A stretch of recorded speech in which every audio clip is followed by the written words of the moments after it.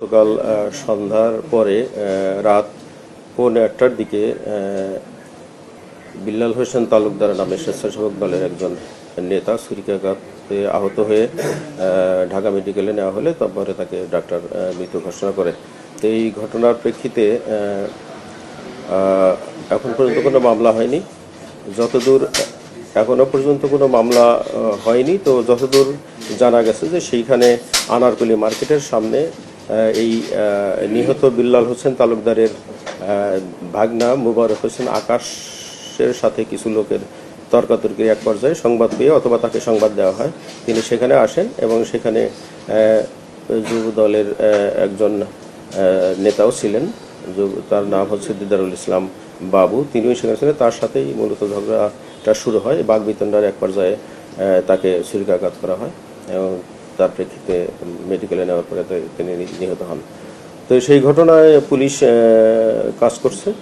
Police সেখানে তথ্য প্রমাণ সংগ্রহের চেষ্টা করছে এবং ইতিমধ্যে কিছু তথ্য প্রমাণ সংগ্রহ করেছে, ভিডিও চিত্র সংগ্রহ করেছে এবং সিসি ক্যামেরার ফুটেজ সংগ্রহের চেষ্টা অব্যাহত আছে।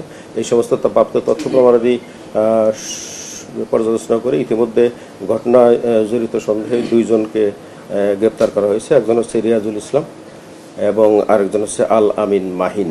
এই 2 জনকে গ্রেপ্তার করা হয়েছে এবং অন্যান্য যারা জড়িত আছে তাদেরকে গ্রেপ্তারের চেষ্টা অব্যাহত আছে। এই ঘটনাটি এখনো হয়তো খুব দ্রুতই মামলা রুজু হবে থানায় এবং মামলাটা রুজু হলে তদন্তে বিস্তারিত বেরিয়ে আসবে এবং যাদের গ্রেপ্তার করা হয়েছে তাদের রাজনৈতিক পরিচয়টা তো আসলে মুখ্য না। আমরা ঘটনার সাথে যাদের সম্পৃক্ততা আছে, যতটুকু সম্পৃক্ততা আছে সেই অনুযায়ী তাদের বিরুদ্ধে আইনানুগ ব্যবস্থা গ্রহণ করা হবে।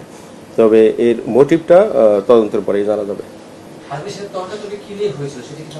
না, সেটিও আমরা এখন পর্যন্ত জানতে পারিনি। বিভিন্ন সময় বিভিন্ন জায়গা থেকে, উৎস থেকে বিভিন্ন তথ্য পাওয়া যাচ্ছে, তবে তদন্ত পরে এর বিস্তারিত জানা যাবে। সেটি আমি বললাম ইতিমধ্যে যে রাজনৈতিক পরিচয়টা এখনো আমাদের কাছে স্পষ্ট না। তবে আমি বললাম যে ঘটনার সাথে একটি ঘটনা ঘটেছে, হত্যাকাণ্ডের ঘটনা। সেই ঘটনায় তাদের সম্পৃক্ততা যতটুকু সেইটুকু অনুযায়ী তাদের বিরুদ্ধে আইনানুগ ব্যবস্থা গ্রহণ করা হবে। আইন শৃঙ্খলা নিয়ন্ত্রণে ইতিমধ্যে আপনি জানেন যে আমরা ডিএমপি পুলিশ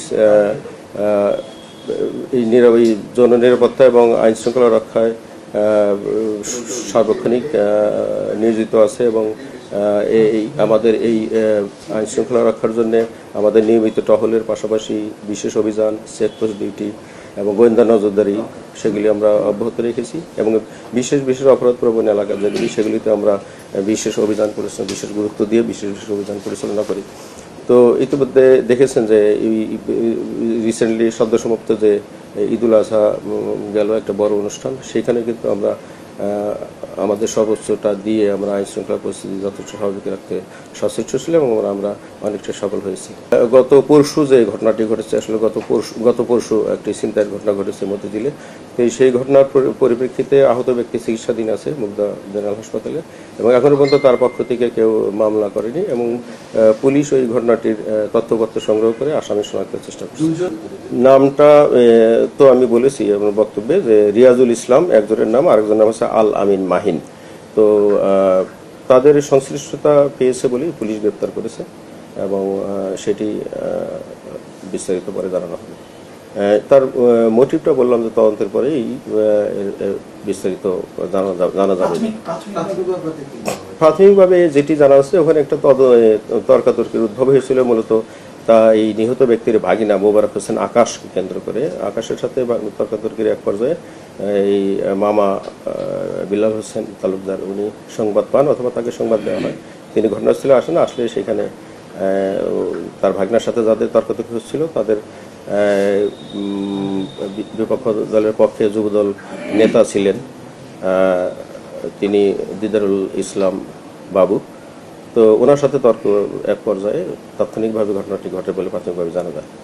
আমি আগেই বলেছি আপনাদের যে এখানে বিভিন্ন রকম তথ্যই পাওয়া যাচ্ছে, তবে সেগুলি আমরা তদন্ত করে প্রকৃত